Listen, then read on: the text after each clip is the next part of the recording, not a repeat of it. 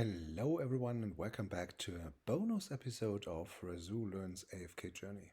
In this video I'm going to do a bit of a recap of the previous wishlist series because there's a good opportunity to do so. So because we're just at the end of the season and we have 3 hours left until the end of season boss is going away, so it's a good time to have a look back at the characters being used in that mode.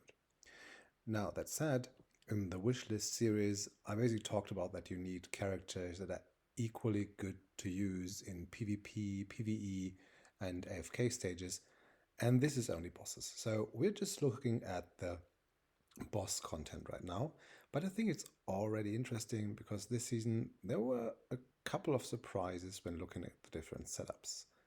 So let's go through the different setups that there are and have a look at what surprising characters are in there. So first, a bit of context. So what does this boss do? So essentially the ultimate that the boss does is a bit of a RNG because he will basically conjure 20 balls whatsoever and throw them at random enemies, and you can, like, each of your characters can be hit up to 10 times. So essentially this is a bit of a random thing.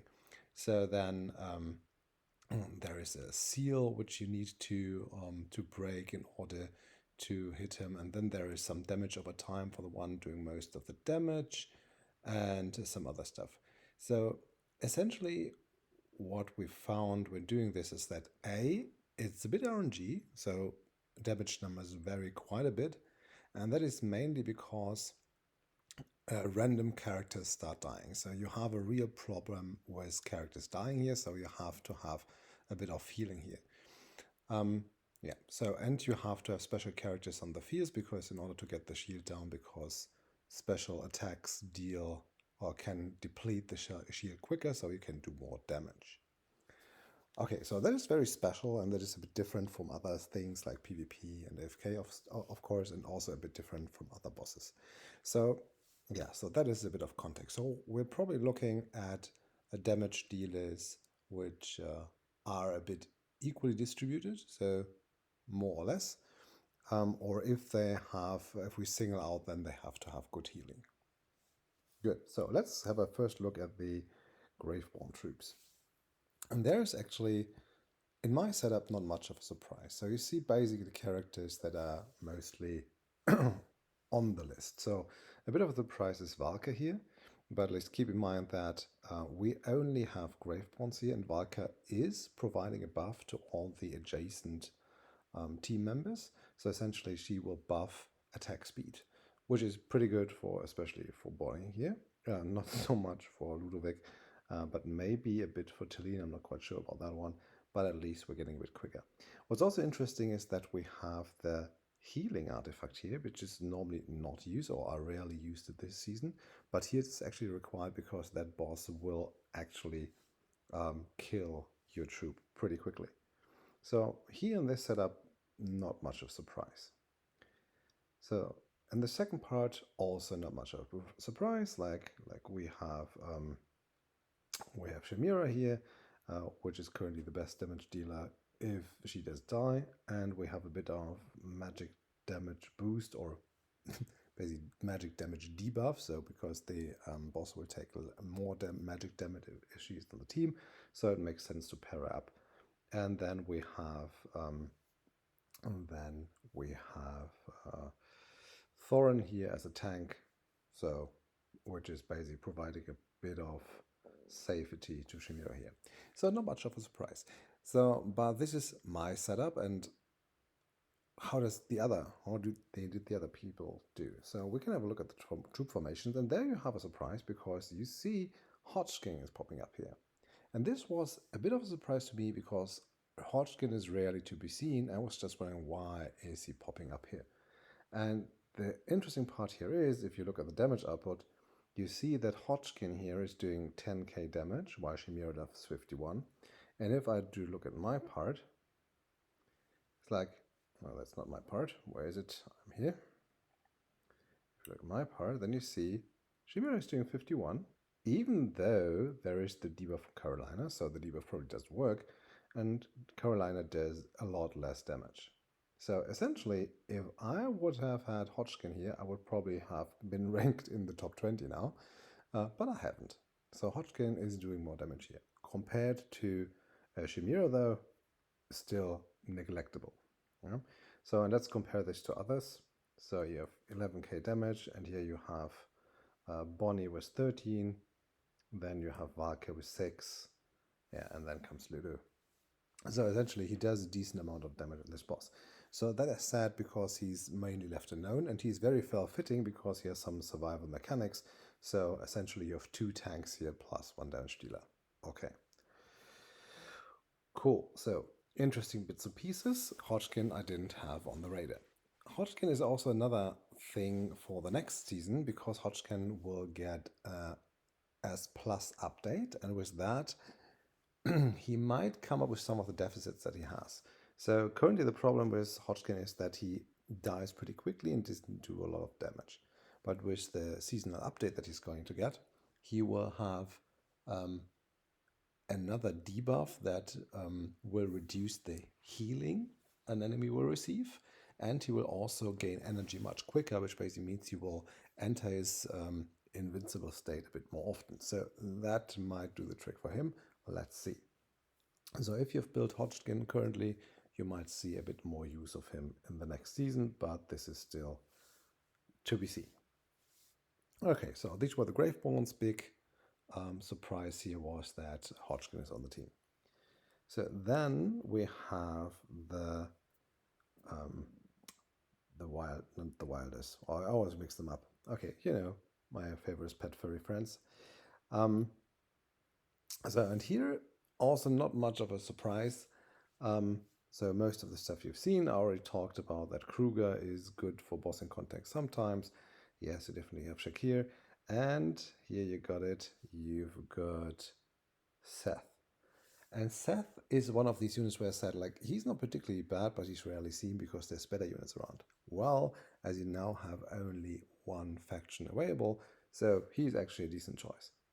So another interesting part here is the Satrana, which is like, okay, why is she here? She normally doesn't do a lot of damage, but Satrana has some survival mechanics that makes a very good fit here. And we're going to see that she's not in the best performing team, but in the second best, which is also one of my teams here. So, and now for the other one, you definitely have Smokey here, which is no surprise, that's a big healer. You have Odie, also no surprise for bosses. And you have Elsa, which I always said has some use in boss and content, and here she's just pushing through with ultimates, which is a good idea for diminishing the shields. So you have healing plus small damage. So, how do the others do?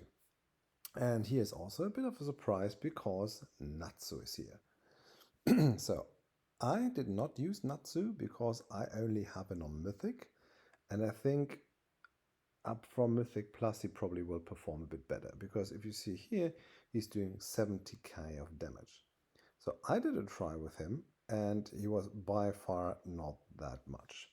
So, for example, if you go to this one here, that at some point I have him in my tries. By the way, you can see a lot of RNG going on. So okay, here's 199. And so you see that he performs with 7 in contrast to 12, 12, and 8. So, and if we look again at this here,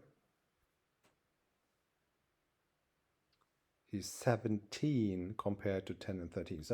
So basically see that all the others perform almost the same as they did with my team setup, but he's now performing like with 10k more. Yeah, so essentially if you have him on S+, he's basically the best choice. And this is also one of the problems that I see with this faction, that, yeah, you know, you don't have a lot of exceptional characters in here, but a lot of mediocre. And there's like, if you look at these, yeah, so basically all damage dealers are almost the same. So almost the same damage. Same here. And if you look at my setup, also the same. Seth is doing surprisingly well here, but as I said, there's normally better characters around, which is why he's normally not in use. Yeah, and here, no surprise that Odie takes the lead, followed by Elsa. So, yeah, all in all, I would say that there is not a big surprise except that we see Natsu in here, which is who was not used in a lot of other places. So, yeah, let's see how he will do next season. I would be surprised to see him a lot, unless one of the artifacts is actually playing into his favor. But we're going to see also on that one. Now let's go to the wildest. So wildest is also not that much of a surprise because you see a dot of buffing, and now this time around Lenya.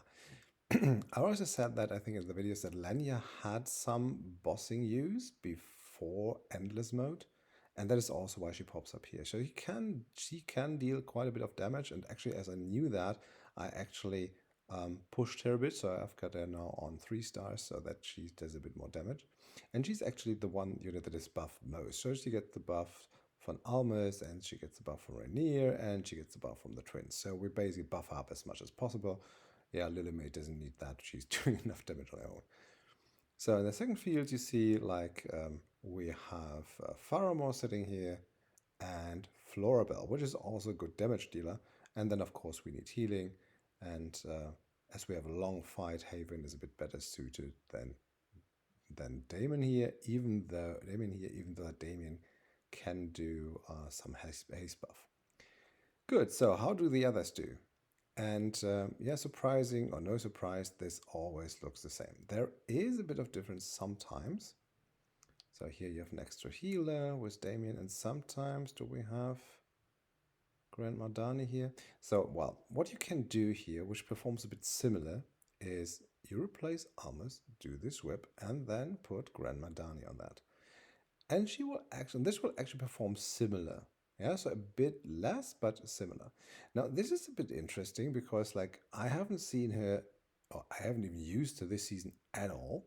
Yeah, and actually put her to S plus to test her, and she had a similar output. And this is what surprised me first a bit, but then also not so much because armor strength is normally in PvP because he can revive once and he does stunning. So for bossing contents, he's not precisely the strongest tank because like the stunning that he does is not helping that much. And if he's killed once, then he's doing some damage, but his main purpose is to stun the enemy. So he's more PvP centric than Grandma Dani. So Grandma Dani makes sense. But due to his attack buff that he has, like this little red field here behind him, he is actually a bit more suitable. And also I have him on Paragon and Grandma Dani not. So I tried both and he's performing slightly better here. So, but all in all, also not much of a surprise. And yeah, so we have seen like the usual damage numbers. And if we look at the self-trope, so look at that, that is not the best case, but here you see basically that our very much buffed up Lenya is doing a lot, and then not so much buffed up Lily May is closing up. And that is what I said about Lily May. So she does a lot of damage by her own, yeah? So let's see if I can find a very good, so 116 is I think close to the maximum that I had. Yeah. You see Lily May does almost as much damage as the very much pushed up Lenya. And this is also why I think Lenya is disappearing a bit at the end because, well, there's better characters around, but again here, single faction, so that works. But now look at Faramore, 41, in contrast to a totally buffed up Lenya. So Faramore is a beast. So this guy is really doing a lot of damage, and that is why he's also on team 2. But like Florabelle also doesn't do that bad. Yeah. Okay, so also not much of a surprise. Also use of Rainier here, which is also on the list for Celestial Hypergenes. And I have an Iron Plus, and most other players do also. So like if you look around here with the different troops, you see basically there is one who has him on Supreme, Mythic Plus, Supreme, what server, Mythic Plus, Supreme Plus even, what the hell. Then you have, that's not even Mythic Plus. Yeah, so basically you see that, yeah, you rarely have him on S Plus. There's a couple of people who have him on S, and I question that a lot, but yeah, normally Mythic Plus is enough. So last one, the Aurora troop. And I think like most people had issues with that troop because the main damage dealer dies so quickly. And I had issues with that in the beginning too. And the main damage dealer here is Mary Lee.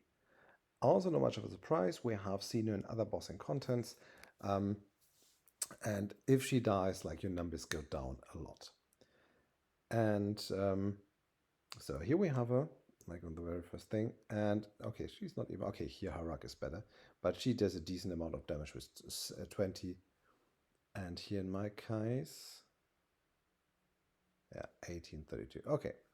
Okay, I had in my mind she did more damage than Harak, but apparently it's close. Okay, it doesn't really matter, but she is a second runner, so essentially if she dies quickly, like your numbers go down. Anyways, so now as we're already in the list, there is also not a lot of surprises, but what about Faye? Why is she here? Why the heck am I using Lucius if most of the others use Faye? Well, and here it comes. So you need some unit for sustain here. So you either need somebody shielding, which in my case is Lucius, or you need some healing. But my Fae is only S. So Fae on Supreme is worse than Lucius on S+. So that is the reason why I've got Lucius. So actually Fae on S+ would have performed a lot better here. So that is, you don't have a lot of healing options around, and yeah. And I think the problem here with Rowan is that he doesn't provide enough healing, because the healing here is like you get a debuff and then it ticks down. And Rowan is only very good for healing away burst damage, which is not really happening here. So essentially what happens is like a unit gets down or gets ticks, you get healed once, and then the unit dies. Yeah, so and Rowan is just not quick enough to cope up with that. And Faye is even better, is better than that, and Lucius, of course, with the shields is also better than that. Okay, so also not a surprise, Harak here, because one of the main damage dealers in bossing content. Then we have, okay, of course, Foresto as a tank here, who is the main tank, and of course the copy is on front so that Harak can devour it. So this team, also not much of a surprise. Yeah, so we have our main buffer here with Eugen. So again, sorry Rowan, but you're not quite fitting for this buff, for this boss. And shields work very well here, so that's why Eugen is in here. And we have two of the main melee damage dealers. And yeah, Sindbad is probably also the one doing the most damage in the second team. Let's see. Yes, by far. Yeah, so that is not of a surprise, because like with the factional with the current charms buff, he's doing like this percentage life percentage damage, and that is why he's so up. Here also you see the problem that we have with Corrin. Corrin is not precisely bad, but here in this he cannot really play well. Yeah, so he's only doing neglectable damage, even less than Sonya here in this case.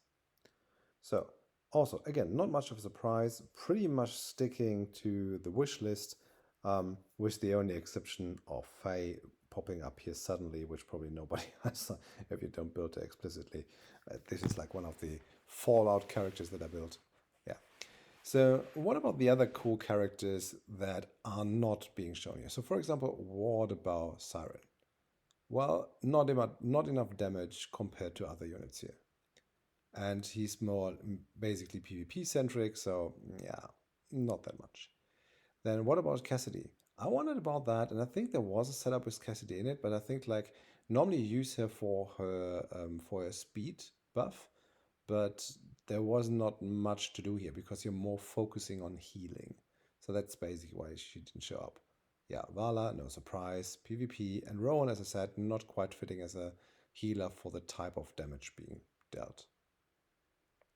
So what about the servant drop? Is there some character that we didn't see that we would have expected here?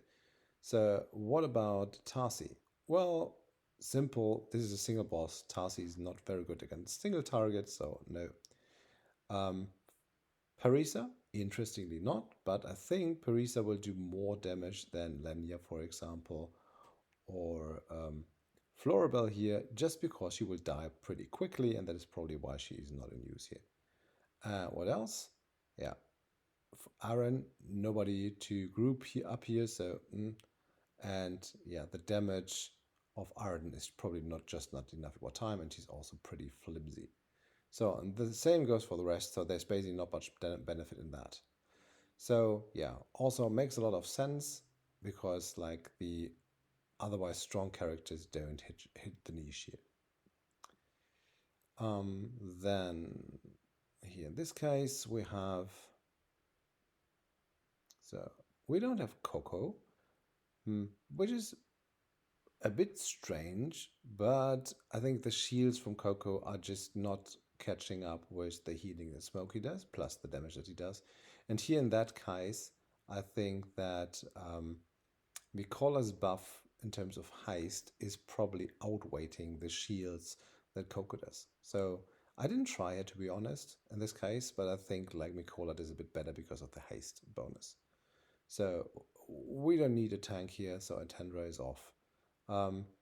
Brutus is actually like runner up to other characters, but yeah, mostly because of survivability, not because of damage. And yeah, Soren, yeah, also like I think he's even after Brutus in the suggestion. So yeah, not that much. So last but not least, anything in the Graveborn section? I would doubt so because all the good players are in. So Cessia has some use for people who don't have Talene build. So in that case, I've seen her used. Yeah, Viperian, not enough damage because there's not enough targets. So he's really shining when there's a lot of targets. So he's not in use here. So yeah, PvP centric. Sylvina is not in here. Yeah, PvP centric Cullen also, PvP centric Nara also not. Yeah, and that's a bit sad. So Scalita is not in here, but yeah. I already said that Scalita is basically a PvP only Celestial. So it doesn't really wonder that she's up here. She will, by the way, also get a buff next season, but I doubt that this will make up for deficits because she's still too slow, in my opinion, for given the current speedy meta. But let's see how the artifacts look like. Yeah, so there is a bit of indication that next season will be a bit slower, but we will see. And the rest, yeah, we're all through that. So all in all, I have to say, like in this season, not many surprises. Basically, we followed the wish list, and only very niche characters made it. Mostly because of the special things that the boss does, and as we don't have other characters available. So yeah, I think like yeah, the wish list is still solid in that sense. We're gonna see a bit of updates next season because there's like I think 8 characters or so who got S plus updates, and this might change things. And I will definitely do a video when the new artifacts are out because next season will be different, like a lot different, because this season was all about burst damage and basically getting most of the buffs out of the artifacts. And next season, the artifacts will have an upside and always also a downside. So you have to very carefully choose which one to take. And this will be interesting. So let's see how this looks like and how this changes the characters being used next to the charms bonuses that will of course also change. And we've seen characters appearing and disappearing because of that either.